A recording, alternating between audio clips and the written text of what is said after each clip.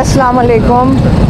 देखें, इमरान खान ने इतने महीने जेल में उन्होंने अपने सारे केसेस उन्होंने कहा कि मैं इनका सामना करूंगा और इनसे सुरखरू होकर निकलूंगा।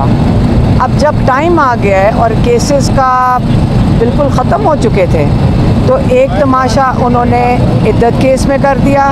वो जो क्या नाम है उसका, खाबर मानिका ने वो प्लान करके आया था। उसका मकसद ही यही था कि यहाँ डिसरप्शन कर दो, क्योंकि उस दिन फ़ैसला सुनाया जाना था। अब रह गया साइफ़र केस। साइफ़र जो है वो मंडे को अब और घसीट नहीं सकते, उसको ख़त्म होना चाहिए। 2 केसेस हो गए, फिर अब ये बनाना चाह रहे हैं कोई 1971 का केस। देखें, अब टाइम आपका अगर ख्याल है कि जब तक इमरान खान के आगे केसेस चल रहे थे और उन्होंने उनका सामना किया है, ईमानदारी से उन्होंने कहा मैं इनसे सुरखरू होकर निकलूँगा, तो अब ये क्या टैक्टिक्स इनको इस्तेमाल करनी पड़ी हैं ताकि इमरान खान को जेल में रखा जाए या उसकी तस्वीर ना निकले।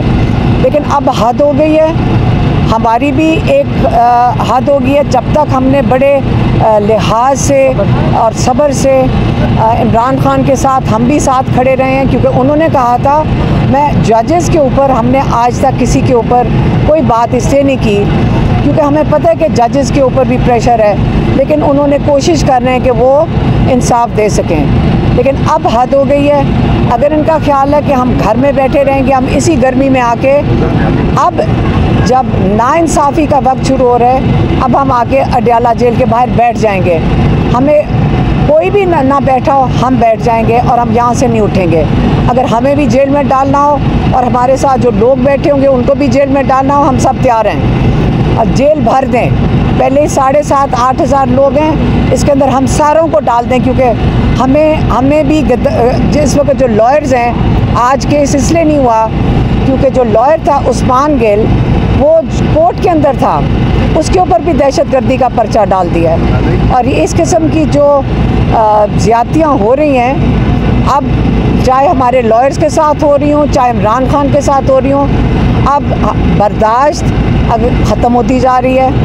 9 में रह गया इनका। इमरान खान ने अभी कहा है कि हम भी चाहते हैं कि 9 मई को हुआ था उसके ऊपर जुडिशल कमीशन बनाई जाए।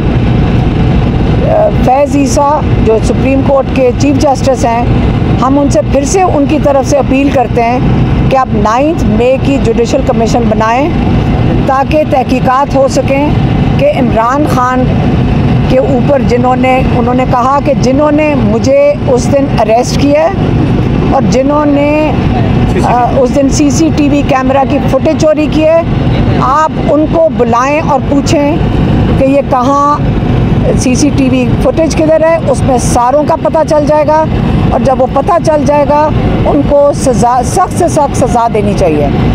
लेकिन हम फैमिली की तरफ से ये कहना चाहते हैं कि हमारी अब वो उस लेवल पे, अब वहाँ पे बात पहुँच गई है कि ये ना सोचें कि हम आराम से यहाँ बैठ के ये तमाशा देखते रहेंगे।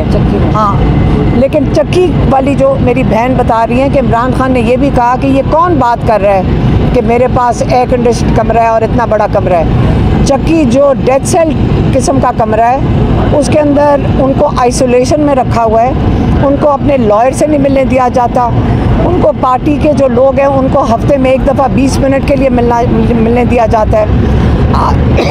आज भी जब हम खड़े थे तो हमें 10 मिनट के लिए उन्होंने खड़े नहीं होने दिया गया। जो पुलिस वाला था उसको ऊपर से फ़ोन आ रहे थे और सुप्रीम कोर्ट का ऑर्डर ले रहे हैं। हमारा उनका ब्लड टेस्ट हो चुका है इमरान खान का, वो नहीं दे रहे हैं। वो पिम्स वाले वो भी नहीं दे रहे कि पता चले कि ये किस किस्म की ह्यूमन राइट्स अब्यूज़ हैं इनके। ये इतनी आफत आई हुई है। हम जजेस से भी अपील करते हैं कि खुदा के वास्ते अपनी इज़्ज़त बचा लें, पाकिस्तान को बचा लें। लेकिन अब ये बस करना चाहिए। कितनी देर तक ये चलाएंगे? इमरान खान ने नहीं कोई डील करनी। हम आपको बता देते हैं फिर से, इमरान खान ने डील नहीं करनी। अगला लाएमल आपका क्या है? हमें उसके ब्लड टेस्ट इसलिए ले रहे हैं क्योंकि हमें फ़िक्र है कि आप उनको जहर ना दे दें। लेकिन आप समझ रहे हैं कि हम चुप करके बैठे रहेंगे। हम चुप करके नहीं अब बैठने लगे, अब हम खुद निकलेंगे और कोई हमारे साथ निकलना चाहता है वो ज़रूर निकलेगा। लेकिन ये अब आप हदें क्रॉस कर रहे हैं। जज साहिबान, आप इस पे फैसला दें। आप सबको पता है कि क्या फ़ैसला है, आप सबको पता है कि इमरान खान और बुशरा बीबी बेगुनाह हैं। अब आप फैसला दें, ना अपने साथ ये ज़्यादती करें और ना ही जो उनको कैद में है, कई 100 लोग हैं, ना उन पे ज़्यादती करें। और आइंदा के लिए अगर केसेस का अगले हफ्ते तक नहीं फ़ैसला होता, हमें ये समझ आ जाएगी कि अब